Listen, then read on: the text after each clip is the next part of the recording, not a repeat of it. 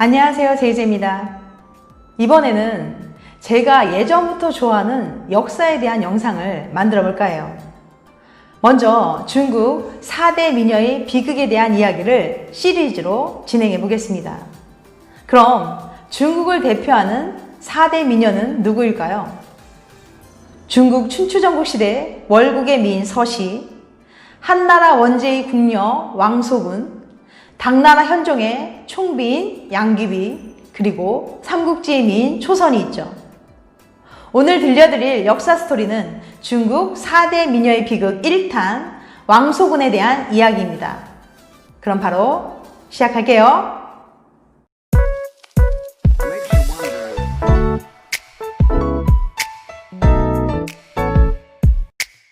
중국 4대 미녀의 비극 1탄 왕소군 편입니다. 한나라 원제의 궁녀 왕소군 이야기입니다. 왕소군은 중국 서한 약 기원전 52년경에 태어났어요. 그녀는 남군 좌기 출신이며 이름은 자는 소군입니다. 왕소군은 17살에 한나라의 11대 황제인 원제의 궁녀로 입궁하게 돼요. 이 시기 중국을 위협하는 변방의 대표적인 나라가 흉노였어요. 흉노는 기원전 3세기경 등장해서 진나라를 위협했고 그 유명한 진시 황제가 흉노의 침입을 막기 위해 만리장성까지 쌓게 되었죠. 그 후 한나라를 건국한 유방이 흉노를 물리치려다 포위되어 한나라의 공주와 재물을 흉노에게 바치면서 굴욕적인 화친관계를 유지하게 됩니다. 그런데 한무제 때 이르러 흉노와의 화친 정책이 폐기될 운명에 처하게 되고 다시 흉노와 전쟁이 일어나게 됩니다. 한무제는 중원을 지배하는 한나라가 변방의 나라인 흉노에게 공물을 줘야 한다는 것을 굉장히 굴욕적이고 치욕적으로 여겨서 화친 정책에 불만이 많았거든요. 한무제는 흉노를 정벌하기 위해서 장건을 서역에 파견해 대월지와 동맹을 추진하기도 하지만 실패했죠. 하지만 이 과정에서 장건을 파견했던 그 길, 그래서 장건이 대월지를 향해 갔던 그 길이 일명 실크로드, 비단길이 되죠. 그래서 이 비단길을 개척해서 동서교역이 활발해지게 됩니다. 한무제의 공격으로 흉노가 막북, 지금의 고비 사막의 서쪽 이북으로 쫓겨나게 됐지만 다시 세력을 모아 한나라와 전쟁을 합니다. 호전적인 기질의 한무제는 흉노와 지속적인 전쟁을 하지만 결국 토벌에는 실패하게 돼요. 그래서 한무제 사후에도 계속 흉노와 전쟁을 하면서 시달리게 됩니다. 그런데 한 원제 경령 원년 기원적 33년에 흉노의 왕 호하냐 선우가 한나라와 혼인 화친을 청해와요.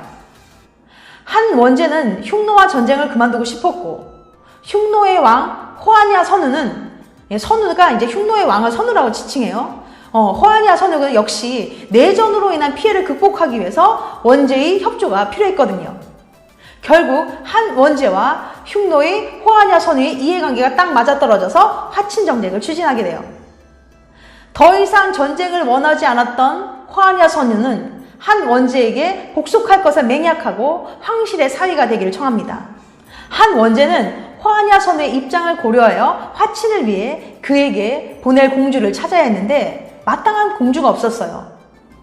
더구나 흉노는 사막이나 초원에서 하루 종일 모래바람을 맞고 강렬한 햇빛 속에서 살면서 유목 생활을 하기 때문에 궁궐에서 금지옥역으로 곱게 자란 공주를 보내는 것은 정치적으로도 매우 부담스러울 수밖에 없었어요. 예전에 한 고조 유방도 자신의 친딸을 흉노로 시집 보내려고 했지만 여우가 친딸은 절대로 오랑캐에게 못 보낸다고 해서 죄를 지은 문중의 공주를 자신의 딸로 위장해 혼인을 시킨 적도 있고요. 이후 한나라에서는 명목상으로는 흉노로 공주를 시집 보낸다고 했지만 정통 공주가 아니라 종친 여인에게 공주라는 자코를 내려서 출가를 시켰다고 해요. 원제는 자신의 딸인 평도공주를 흉노에게 시집 보내려고 했지만 조정 대신들이 흉노의 화친을 반대하여 평도공주의 출가를 방해했어요. 그리고 흉노로 시집가기 싫었던 평도공주가 고의로 발광을 하고 자살 기도까지 하자 원제는 참으로 난처한 상황에 처하게 됩니다. 신부를 맞이하기 위해 한나라에 온 호하냐 선우를 위해 수도 장안에서는 큰 연회가 열렸어요. 황제이시여, 이렇게 공주를 제게 주시어 사위국으로 받아들여 주셔서 감사합니다. 이는 양국 화친의 시작이며 서로 협력과 우호의 시작이 될 것입니다. 이렇게 말하는 화하냐 선우는 영웅 호걸 같고 멋진 모습이었다고 해요. 이 연회에는 원제의 눈에 들지 못한 궁녀들이 시중을 들고 있었는데 왕소군도 그중 하나였어요. 당시에는 신분고하를 막론하고 여인들을 궁녀로 뽑아서 궁녀의 수가 수천이 되었다고 해요. 당시에는 궁녀를 뽑는다는 것은 지금으로 말하면 일종의 미인 선발대회에 입상한 것 같은 미모로서는 굉장히 인정을 받은 거예요. 하지만 워낙에 궁녀 수가 많다 보니 황제의 눈에 들기는 하늘의 별 따기처럼 어려웠죠.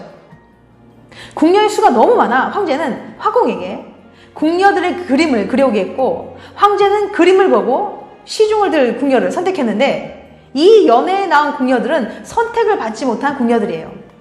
즉 화공의 그림은 궁녀를 선택하는데 절대적인 영향을 미쳤던 거예요. 그래서 궁녀들은 자신의 옷을 예쁘게 그려달라고 화공에게 뇌물을 바치는 것이 다반사였습니다. 하지만 왕소군은 뛰어난 용모를 가지고 있었지만 가난한 집안 형편과 자존심 때문에 화공 모연수에게 뇌물을 주지 않아서 입궁한 지 수년이 지나도록 황제에게 간택되지 못했다고 합니다. 화공 모연수는 궁녀들 중 최고 미인인 왕소군을 추녀로 그리고 더구나 왼쪽 눈 밑에 큰 점까지 그려 넣었다고 해요. 그 당시 눈 밑에 점이 있는 여자는 남편에게 해롭다는 속설이 있어서 그렇게 그렸다고 해요. 그런데 화하냐 선우 앞에서 시중을 드는 왕소군의 모습을 본 그의 심장은 멎는 듯 했어요.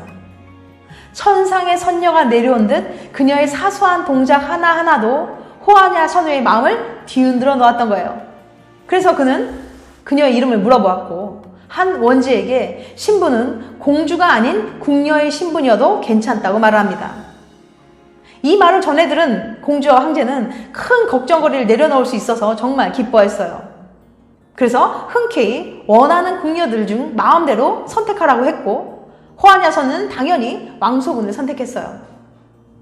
한 원제는 화하냐 선을 위해 성대한 결혼식 연회를 열어주었는데, 그때 화려한 옷을 입고 예쁘게 치장을 하고 나온 뛰어난 미모의 왕소군을 보고 큰 충격을 받게 됩니다. 나의 궁녀 중에서 저렇게 예쁜 미인이 있었다니. 한 원제는 왕소군을 흉노로 보내기 싫었지만 이미 결정된 일이라서 돌이킬 수가 없었어요.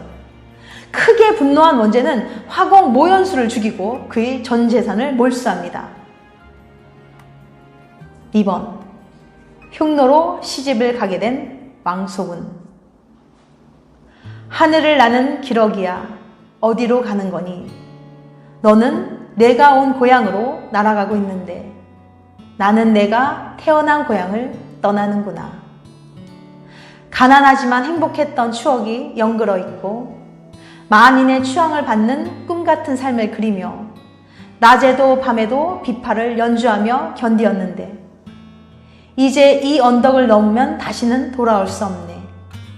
세상은 따뜻한 봄 기운에 꽃망울이 터지는데 내 가슴에는 한겨울 찬바람이 휑하니 부는구나. 흉노의 왕 화하냐 선우에게 시집을 갈 당시 왕소군이 말 위에 앉아서 이별곡을 연주하자 날아가던 기러기가 아름다운 비파 소리와 그녀의 미소를 보느라 날개짓을 잊고 떨어졌다고 해서 나간이라는 별칭을 얻기도 합니다. 화하냐 선우는 왕소군을 영호 알씨로 책봉했는데 이는 그녀가 시집와서 흉노에게 평화와 안정을 가져다 주었다는 뜻이랍니다. 왕소군을 얻어 마음이 흡족한 화하냐 선우는 한나라를 위해 변경을 지키며 한나라 천자와 백성들이 영원히 평화롭게 살게 해주겠다는 상주서를 원제에게 올립니다. 왕소군은 흉노로 갈 때 많은 선물들을 가져갔어요. 그녀는 흉노의 백성들을 아끼며 화목하게 지냈으며 천 짜는 기술과 옷 만드는 기술, 농업 기술 등을 가르쳐줘서 흉노 백성들에게 사랑을 받았어요. 왕소군은 화하냐 선우의 지극한 사랑에 마음을 열고 서로 진심으로 사랑하며 행복한 시간을 보냈고 둘 사이에서 아들도 낳았습니다. 그런데 남편 호하냐 선우가 먼저 죽거든요. 이렇게 죽은 후 왕소군은 다시 한나라로 돌아오려고 했지만 한성재는 흉노의 풍습을 따르라고 말하면서 그녀의 청을 거절합니다. 흉노에는 왕이 죽으면 그 왕비는 본처의 자식이나 다음 후계자가 될 사람과 결혼을 해야 한다는 풍습이 있었거든요. 결국 왕소군은 흉노의 풍습에 따라 호하냐의 배다른 아들인 복주루 약제와 결혼을 하게 됩니다. 근데 새로운 왕도 마음이 착하고 미인인 왕소군을 사랑했고 둘 사이에서는 2명의 딸이 태어납니다. 훗날 그 딸 둘은 한나라에 가서 흉노와 한나라가 서로 좋은 관계를 이어가는데 기여를 하게 돼요. 왕소군은 중국 역사에서 길이 남을 만한 공적을 쌓은 미인으로 평가받습니다. 왕소군이 흉노로 시집간 다음부터 흉노와 한나라는 서로 화목하게 지내면서 왕래가 많아졌고 60여 년 동안 전쟁이 일어나지 않았다고 해요. 왕소군은 죽은 후 지금의 내몽골 자치구의 호화호특 남쪽에 묻혔으며 무덤의 이름은 청총이라고 불립니다. 지금까지 중국 4대 미녀의 비극 1탄 왕소군에 대해서 말씀드렸어요. 다음에는 중국 4대 미녀의 비극 2탄 서시에 대해서 말씀드려 볼게요. 끝까지 시청해 주셔서 감사합니다. 다음에 또 봬요. 안녕.